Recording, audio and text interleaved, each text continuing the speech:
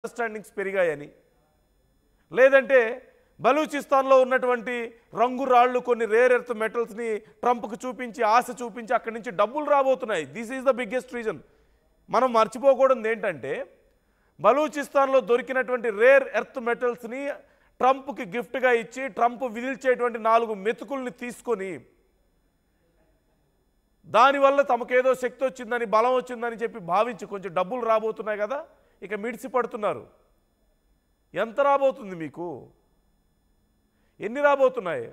6 లక్షల కోట్లు డాలర్లు సుమారుగా ఓవరాల్గా మొత్తం కలుపుకుంటే. అది సరిపోతుందా?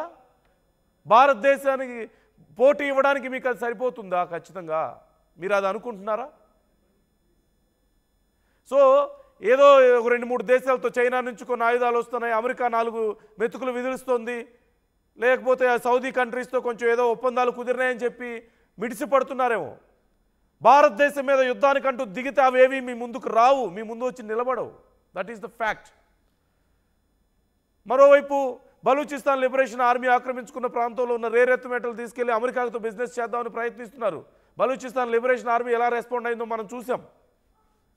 దొంగలు వాళ్ళు, పాకిస్తాన్ వాళ్ళు తీసుకెళ్ళి వాళ్ళు తీసుకొచ్చి మీకు మా దగ్గర దొంగతనం చేసిస్తే మీరు తీసుకుంటారా? వాళ్ళతో బిజినెస్ చేస్తారా? మాతో చేయండి అని చెప్పేసి అడుగుతున్నారు. మీరు మరొక విషయం మర్చిపోతున్నారు. బలూచిస్తాన్ లిబరేషన్ ఆర్మీ భారత్ మద్దతును కోరుతోంది. కోరిన విషయాన్ని మీరు మర్చిపోతున్నారు. అదే ఇస్తే మీరు మీ దేశంలో ఉండగలుగుతారా? నైట్కు నైట్ పూర్తిగా వ్యానిష్ అయిపోతుంది పాకిస్తాన్ అనేది లేకుండా. బలూచిస్తాన్ లిబరేషన్ ఆర్మీ అదే అడుగుతోంది, మాకు మద్దతు ఇవ్వండి, వీళ్ళ సంగతి మేము చూసుకుంటామని చెప్పేసి. కానీ భారత్ ఆ పని చేయడం లేదు. ఏం ధైర్యం చూసుకొని కామెంట్స్ చేస్తున్నారు అన్నప్పుడు ఖచ్చితంగా ఈ 2-3 కారణాలే కనిపిస్తాయి. మరి సరే, పాకిస్తాన్ లాంటి ఉగ్రదేశాలకే ఇలాంటి మద్దతు ఉంది అనుకుంటే, అంటే ఈ మధ్య టారిఫ్లు వేశాడు కదా, అమెరికా నుంచి టారిఫ్లు ఎక్కువైపోయినాయి. సో అమెరికాకి భారత్కి చెడింది. ఇక మాకు ఎలాగో సౌదీ సపోర్ట్ వచ్చింది, చైనా ఎలాగో భారత్ మీద దాడులు చేస్తామంటే ఆయుధాలు ఇస్తుంది, డబ్బులు వస్తున్నాయి. బలూచిస్తాన్ లిబరేషన్ ఆర్మీ ఆక్యుపై చేసుకున్నటువంటి ప్రాంతం, ఆ ప్రాంతంలో ఉన్నటువంటి రేర్ ఎర్త్ మెటల్స్ని అమ్మేస్తే డబ్బులు వస్తాయి. ఇంకేంటి మాకేంటి ఇంకా సపోర్ట్ ఉంది, డబ్బులు ఉన్నాయి, ఆయుధాలు వచ్చేస్తున్నాయి, ఇంకేంటి మాకు అని చెప్పేసి ధైర్యమా? అవన్నీ కలిపితే ఎంత? అవన్నీ కలిపితే భారతదేశం ముందున్నంత భారతదేశం నిలబడగలిగే శక్తిని కూడా మీకు ఇవ్వగలుగుతుందా? మీకున్నదే సపోర్ట్ అనుకుంటే మరి మాకున్న సపోర్ట్ ఏంటి? ప్రపంచంలో భారత్కి సపోర్ట్ చేయని దేశాలు ఏమైనా ఉన్నాయా? అసలు భారత్కి వ్యతిరేకంగా నిజంగా యుద్ధానికి దిగ్గలిగే దేశాలు ఏమైనా ఉన్నాయా ఒక ఉగ్రవాద దేశానికి మద్దతుగా? అంతెందుకు అతిపెద్ద సపోర్ట్ అనుకుంటున్న అమెరికా సైతం పాకిస్తాన్ని సపోర్ట్ చేయగలుగుతుందా? బయటకు వచ్చి డైరెక్ట్గా పాకిస్తాన్ కరెక్ట్, భారతదేశం మీద యుద్ధం చేయాలి పాకిస్తాన్ అని చెప్పగలుగుతుందా అమెరికా? మీరు చెప్తున్న సౌదీ దేశాలు చెప్పగలుగుతాయా? అంతెందుకు చైనా కూడా ఏదో మన 4 డ్రోన్లు ఇచ్చి మిమ్మల్ని ఏదో పిచ్చోళ్ళని చేసిందే తప్పితే అంతకుమించి మీకేమైనా డైరెక్ట్గా మద్దతు ఇచ్చిందా? ఏమీ లేదు కదా. ఇక డబ్బుల గురించి మాట్లాడుతున్నారు. ఆ డబ్బులు ఎంత? భారతదేశం 1 సంవత్సరం ఖర్చు పెట్టే అంత. మీ జీవితాలకు ఇంక అంతకుమించి లేదు. మళ్ళీ అక్కడ వ్యాపారం చేయడానికి కూడా అంతకుమించి అవకాశం లేదు. మీకు వచ్చిన దాంట్లో మళ్ళీ టెర్రరిస్టులకు పోయి అందరూ మీరు అవినీతి చేసుకోగా మీ దేశాల్లో మీరు అభివృద్ధి చేసుకోవడానికి, మీ ప్రజలకు పెట్టడానికి దిక్కు లేదు కదా అక్కడ. సో ఓవరాల్గా ఇట్స్ ఏ స్ట్రాటజీ. క్లియర్గా దిస్ ఈజ్ ఏ స్ట్రాటజీ.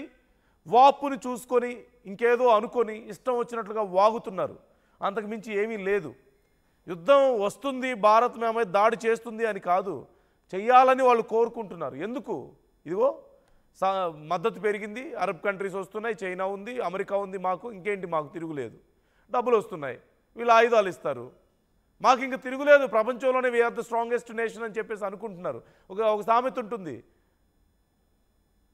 కత్తిని పట్టుకున్నాడు కత్తితోనే పోతాడని చెప్పేసి. ఉగ్రవాదాన్ని పట్టుకున్నారు మీరు, హింసని పట్టుకున్నారు మీరు, వాటితోనే చివరికి పోయే పరిస్థితి ఉంటుంది. వాపుని చూసుకొని ఇంకేదో అనుకొని భారతదేశం మీదకి వస్తే చివరికి అదే జరుగుతుంది.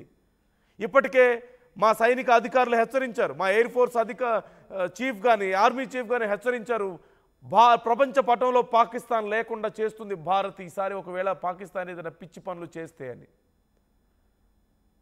నిజంగా అలాంటి పరిస్థితి వస్తుంది నెక్స్ట్. మొన్న జస్ట్ శాంపిల్, దానికే వణికిపోయారు, దానికే వణికిపోయి ఇప్పటికీ కోలుకోలేని పరిస్థితి.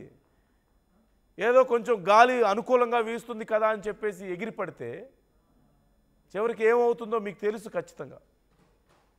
ఎవ్వరూ ఉండరు మీ ముందు, ఎవ్వరూ ఉండరు. ఓ ఇదంతా భ్రమ, ఇదంతా భ్రమేనా అని రియలైజ్ అవ్వడం తప్ప అంతకుమించి చేయగలిగింది ఏమీ లేదు. So what you think about this? మీరేమనుకుంటున్నారు? పాకిస్తాన్ ఎందుకని మనల్ని రెచ్చగొట్టే ప్రయత్నం చేస్తుంది? పాకిస్తాన్ ఎందుకు భారత్ నుంచి మాకు థ్రెట్ ఉందని చెప్తోంది? పాకిస్తాన్ ఎందుకని తమకు మద్దతు పెరిగిందని భావిస్తుందని మీరు అనుకుంటున్నారు? నేను కొన్ని రీజన్స్ చెప్పాను. అవి కాకుండా ఇంకా ఏమైనా కారణాలు ఉన్నాయని మీరు అనుకుంటున్నారా? భారత్తో యుద్ధానికి సంసిద్ధంగా ఉన్నామనేటువంటి సంకేతాలు పాకిస్తాన్ ఎందుకు ఇస్తోంది? మనం మొన్న తప్పు చేసామా వెనకడుగు వేసి? లేదంటే భారత్ కూడా ఇందుకు సిద్ధంగానే ఉందా? దానికి ఎగ్జాంపుల్గా ఈ మధ్యకాలంలో మన ఆర్మీ అధికారులు, ఎయిర్ ఫోర్స్ అధికారులు చేసినటువంటి కామెంట్స్ని మనం ఒక ఎగ్జాంపుల్గా చూడాలా? Pakistan, there will be no Pakistan involve map అంటూ మన చీఫ్లు చేసినటువంటి కామెంట్ను మనం ఎలా అర్థం చేసుకోవాలి? సో మీ అభిప్రాయాలు కూడా ఈ విషయంలో మాతో పంచుకునే ప్రయత్నం చేయండి, కామెంట్ చేయండి. I think we have more foreign help also. We have more allies on us, lined up on our side. ये सारी चीज़ें जो है ये वैल्यू एडिशन हुई है हमारे स्टैंड के अंदर. मुझे देखें, एक बाज़ लोग ये बहस करते हैं, मैंने टीवी पे पिछले 2-4 दिनों में सुना है. अगर आप तारीख़ में जाएं तो हिंदुस्तान एक रियासत की हैसियत से एक फॉर वेरी ब्रीफ पीरियड एक इकाई रहा है, एक यूनिट रहा है. और वो औरंगज़ेब के यानी 18वीं सदी के बिल्कुल शुरू में पहली दहाई के अंदर बदख्शां से लेके बंगाल तक और नीचे राजकुमारी तक हिंदुस्तान कभी भी एक मुल्क नहीं रहा, कभी भी एक मुल्क नहीं रहा. एक टाइम आया था 540 रियासतें थीं सब कॉन्टिनेंट में. हमने तो मुल्क बनाया है ना कि हमने ये एक वाहिद रियासत है जो एक नज़रिए की बुनियाद के ऊपर जो है अल्लाह के नाम के ऊपर पाकिस्तान का मतलब क्या लाया उस पर उस वो जज्बा जो है ना, वो आप देखें कि वो कितनी हमारे में झगड़े चल रहे थे. मैं सारी पूरी कौम जो है ऊपर से लेके नीचे तक, नॉर्थ से साउथ तक जो है वो 4-5 दिनों में जो है उसका होते. तो ये चीज़ें जो है बड़ी मैटर करती हैं कौमों के अंदर जो है. ये मेरा ख्याल है कि अगर अल्लाह ना करे कोई इसकी ऐसी सिचुएशन अराइज हो, चांसेस उसके हैं, उसको मैं बिल्कुल डिनाई नहीं करता. अगर